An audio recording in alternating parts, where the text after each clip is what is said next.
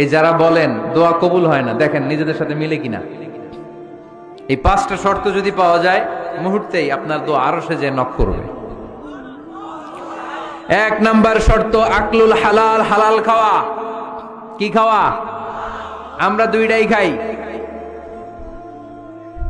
হালালও খাই হারামও খাই। বেশি খাই কোনটা? হ্যাঁ, কি খান? আমি কই নাই কিছু, আপনারাই কইছেন। নিজের উত্তরে নিজে ধরা না। হারাম খেলে তো দোয়া কবুল হয় না। লা ইয়াদখুলুল জান্নাতা জাসাদুন গুযিয়া বিল হারাম।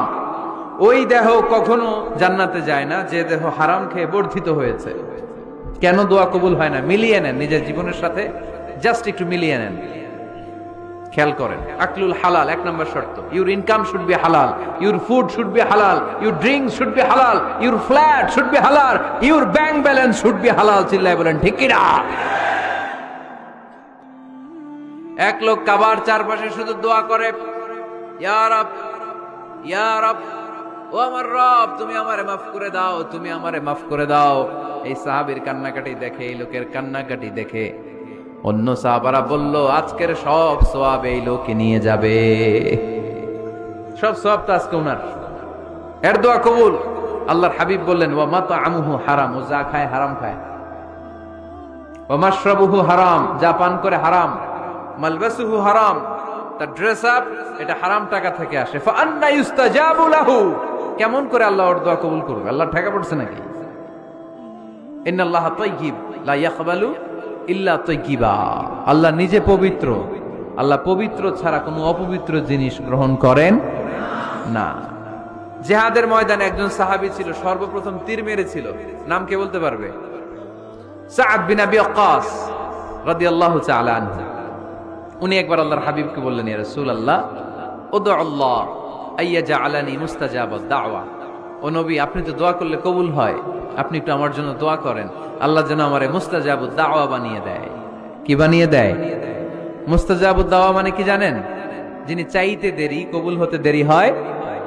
আল্লাহর হাবিব বললেন, ইয়া সাআদ, হে সাআদ, আতিব মাতআমাক তাকুন মুস্তাজাবুদ দাওয়া। সাআদ, তুমি যেটা খাবে এটা হালাল খেও, হালাল খেলেই তুমি মুস্তাজাবুদ দাওয়া। সুবহানাল্লাহ পড়বেন না? আকলুল হালাল শারতুন লিকবুলি দুআ, দোয়া কবুলের প্রথম শর্ত। হারাম খেয়ে দোয়া করলে ওই দোয়া কখনো কবুল হবে।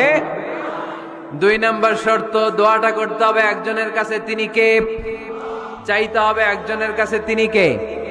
মসজিদে যে আল্লাহর কাছে চাইলেন, দরবারে যে বাবার কাছে চাইলেন, দোয়া কবুল কবুল হবে? হবে?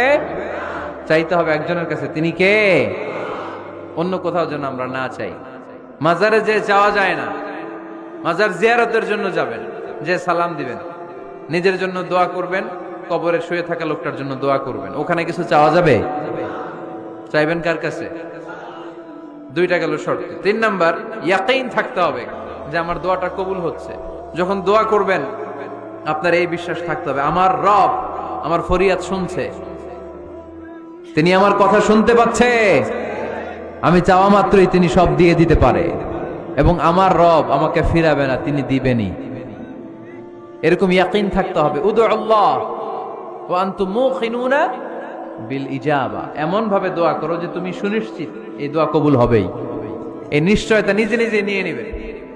আল্লাহর উপর ভরসা কম আমাদের, এই ভরসা জাগে না, যারে উনি দিবেনই নিশ্চিত আমি। আপনি নিশ্চিত হলে পেয়ে যাবেন নিশ্চিত। আপনার মধ্যে যদি সন্দেহ, হায় রে কবুল হয় না, না হয়, ওই দোয়া জীবনও কবুল হবে না। ঠিক কিনা? 4 নাম্বার শর্ত, আসসালাতু আলা রাসূলিল্লাহ, আল্লাহর হাবিব সাল্লাল্লাহু আলাইহি ওয়াসাল্লামের উপর দুরূদ পড়া। কুল্লু দুআ মাহজুব মাওকুফুন বাইনাস সামাই ওয়াল আরদ।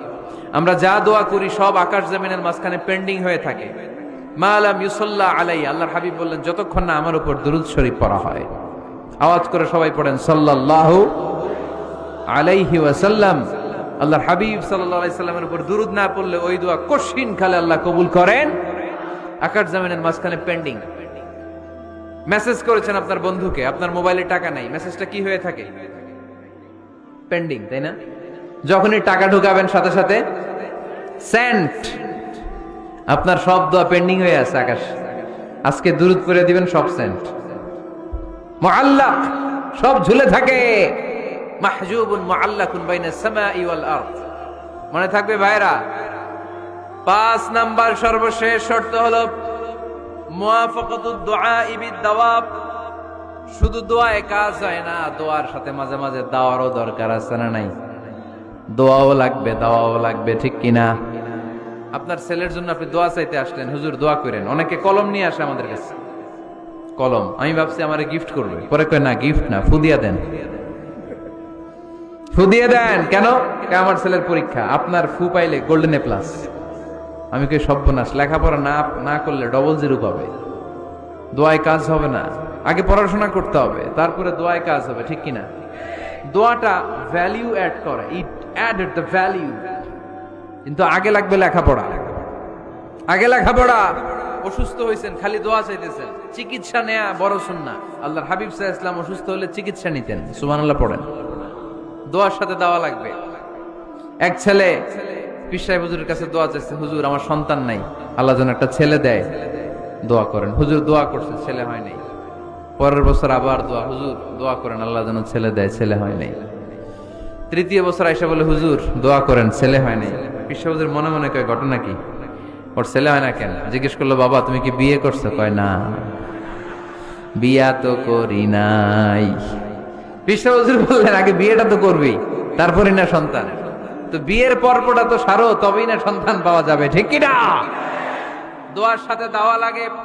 আল্লাহর হাবিব সাল্লাল্লাহু আলাইহি ওয়াসাল্লামের আঙ্গুলে একবার বিচ্ছু পোকা কামড় দিল, প্রচন্ড ব্যথায় বিশ্বনবী কাতরাচ্ছেন, রেগে গেলেন আর বললেন, ও বিচ্ছু, মানুষও চিনোস না, নবীও চিনোস না, কোথায় কামড় দিবি, জায়গা পেলি না।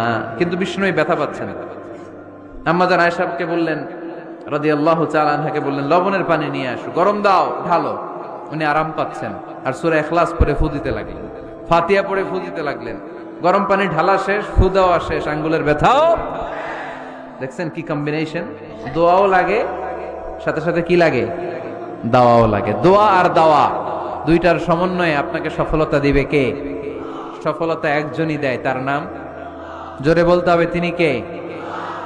ব্যবসা যদি মন্দা থাকে, ব্যবসায় সফল হতে চান, সফলতা এনে দিবে কে? বিসিএস পরীক্ষা দিচ্ছেন, রিটেনে পাশ করেন না, পাশ করায় দিবে কে? বিয়ের ব্যবস্থা হচ্ছে না, ব্যবস্থা করে দিতে পারে কে? পাসপোর্ট জমা দেয়া, হুজুর ভিসা লাগে না, হুজুর কিচ্ছু করতে পারবে না, করতে পারে একজন, চিল্লায় বলেন তিনি কে? এজন্য বিপদে আপদে সব সময় আমরা ভরসা রাখবো আমাদের আল্লাহ রাব্বুল ইজ্জা ওয়াল জালালের উপর। আল্লাহর কাছে আমরা বেশি বেশি চাইবো। আল্লাহ ছাড়া কারো দরবারে আমরা হাত পাতি না, চিল্লায় বলেন ঠিক কি না? আমরা ফকির একজনের দরবারে, ঘাটে ঘাটে আমরা ফকির হইতে রাজি না, আমরা একজনের দরবারে ফকির। দরবারটা কার? দোয়া একটা শিল্প। যে টিপস গুলো শিখাইলাম আজকে, এগুলোর আলোকে আমরা যেন দোয়াটাকে আত্মস্থ করতে শিখি, যাতে দোয়া করার সাথে সাথে এই দোয়া আরো সে কবুল হয়ে যায়। আল্লাহ আমাদের সবাইকে কথাগুলো বুঝার ও আমল করার তৌফিক দান করো।